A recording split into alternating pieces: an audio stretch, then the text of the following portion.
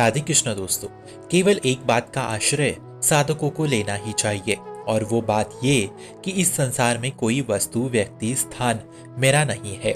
ये एक ऐसी साधन सामग्री है आश्रय, केवल इसे मानने मात्र से जीव मुक्त होता है। केवल ऐसा मानना कि कोई भी वस्तु, कोई भी व्यक्ति, कोई भी स्थान मेरा नहीं है तथा मैं संपूर्ण सृष्टि में किसी का नहीं हूँ, क्योंकि मैं सृष्टि के रचयिता परमपिता परमेश्वर का हूँ।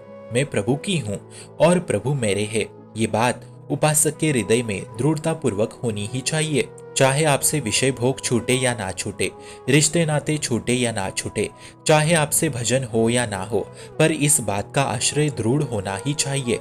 और यदि इस आश्रय को कस के आप पकड़ोगे तो कभी नहीं फिसलोगे, वरना इस माया रूपी संसार में इतनी फिसलन है कि हमारे देखते ही देखते वो माया हमें घसीट के जोर से गिरा देती है। फिर वहां से उठ पाना बड़ा ही मुश्किल है। वहां से भगवत कृपा ही फिर हमें निकाल सकती है। तथा एक उपासक बुद्धि ही ऐसी ही होती है कि मेरे तो केवल नाथों के नाथ, बाकी इस संसार से हूं मैं अनाथ। फिर ऐसी अचल बुद्धि ही उसे योग में प्रवेश दिला देती है। फिर इसके अलावा जो भी आप स्वीकार करोगे वही आपका बंधन हो जाएगा। ये बिल्कुल मुक्त संबंध है मित्रों। इसमें कहीं भी कोई भी त्रिगुणात्मक माया का बंधन नहीं है। यदि आपने स्वयं को प्रभु का मान लिया तो देखना संसार से राग धीरे धीरे खत्म होने लगेगा। ये जप, तप, सेवा, पाठ, ये सब तो साधन पद्धति है, ये सारे साधन शैलियां है। पर साधन का मूल स्तंभ, मूल आधार है आश्रय, शरणागति और समर्पण। इन तीनों के बिना आप साधना में उतरोगे भी तो भी रंग नहीं आएगा साधन में। इसलिए हरिवंश संप्रदाय के सेवक जी महाराज कह रहे हैं, काहू को मेरो दास में, कौन मेरो दास, निज दास में प्रभु को एक यही है विश्वास। रयो ना कबहू कथू ना कछु, मेरो अपनो काम, प्रभु सेवा में ही समय, ही तन मन बुद्धि तमाम। सेवा हूँ जो कछु बने, वामे नहीं कछु मोल, प्रभु मनमानी कलन को रहे ही लात जो। अर्थात मैं संपूर्ण सृष्टि में किसी का नहीं हूँ और ना कोई मेरा है। मैं सिर्फ प्रभु का हूँ और प्रभु मेरे है। यही मेरा दृढ़ विश्वास है। मतलब बड़े बड़े महाप्रभुओं ने भी इसी आश्रय से लेकर भगवत प्राप्ति की है। ऐसा आश्रय जब हो जाए तो कोई कर्तव्य कर्म नहीं बचता मित्रों। इसलिए गोस्वामी तुलसीदास जी कह रहे हैं, बिगड़ी जन्मे अनेकी अब ही सुधरी। आज अभी इसी क्षण अगर इस आश्रय को स्वीकार कर लो, तब इस स्वीकृति की परीक्षा होगी कि क्या आपका इस संसार में कोई है।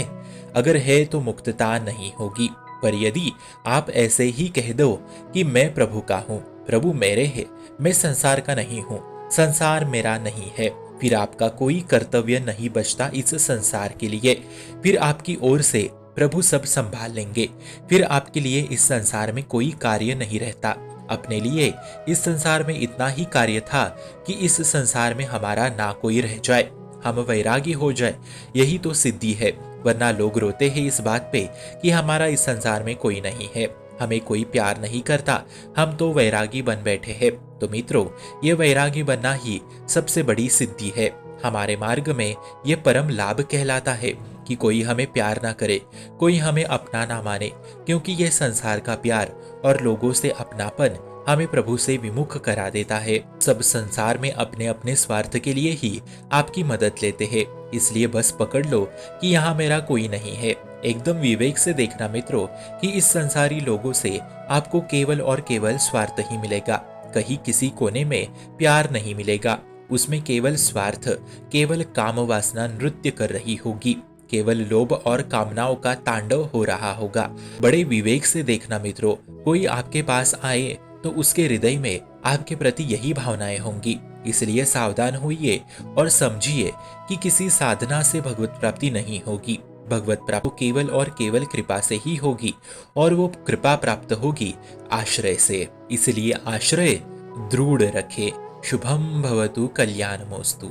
भक्ति का प्रसार करने हेतु इस चैनल को अपने मित्र और परिवार संग शेयर जरूर करें और भक्ति दृढ़ करने हेतु इस चैनल को सब्सक्राइब करना ना भूले। राधे राधे।